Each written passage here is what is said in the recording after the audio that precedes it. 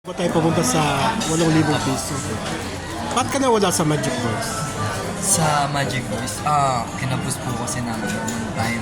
Saka unang po yung medyo hindi po ko talaga kaya dahil may mga kailangan akong bayaran and everything. So, ang dahilan po kasi ng is time talaga sa need ko pong mag-work. Schedule.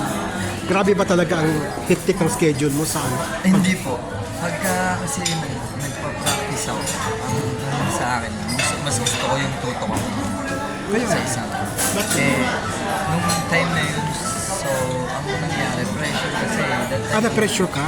Hindi, oo. Kasi may, Bakit? hindi, I mean, pressure dahil wala naman sumusuporta sa akin sa ano naman sa bahay and then, yung mama ko ang pinsan ko kasama ko so mas need ko mag-work yun lang yun yung pressure sa akin hindi siya yung sa sayo Kasi pag nasa Magic Boys ka, ano ko naman yung mga dati mong racket, hindi na mo nanalo, yung mga ano mo. saka ano ko naman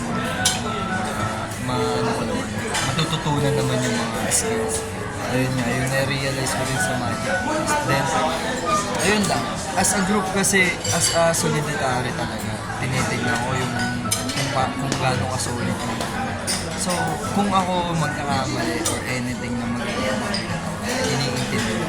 So, ako na rin yung kusang naman sa Okay naman sa'yo yung pumalit sa'yo. Si George, okay naman sa'yo. Hindi naman siya totally pumalit. Meron Pumalit ano na talaga siya pang-walo. nung nakaraan pero hindi lang nakapupunta pa. Siguro, Hindi pa muna si George. Meron pa sana isa. dapat di ba Hindi rin natuloy.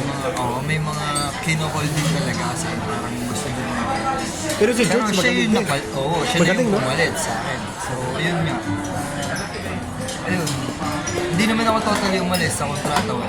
Yan. Kasi nakakasama mo pa rin yung Magic Boys kasi iisa lang ang manager niyo. Oo naman. Hindi naman ako totally umalis. Yung wala lang kasi ano, may need lang ako, may kailangan pa. May pangangailangan pa eh.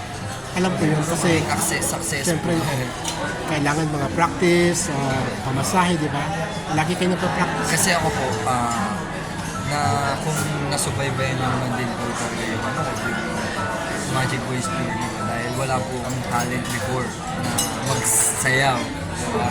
And ang nangyayari ngayon. So, ang Di ginawa ba, ko. nag-improve ka rin doon kahit pa paano? Ayun nga po yung pinaka-thing. Ang number one kasi sa skills is time. Time pa.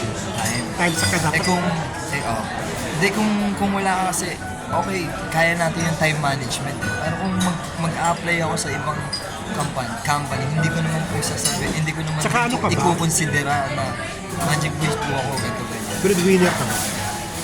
Hindi ko po kasi inaano na as a breadwinner ako.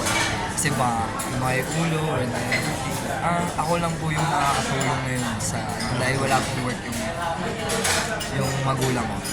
Pero ang mahalaga, love na love ka pa rin ang manager niyo, di ba? Pinupush ka sa iba't, hindi man lang sa pagsayaw, sa pagkanta, pinupush ka talaga sa pag-arte. Pag-usapan natin ang pag-arte.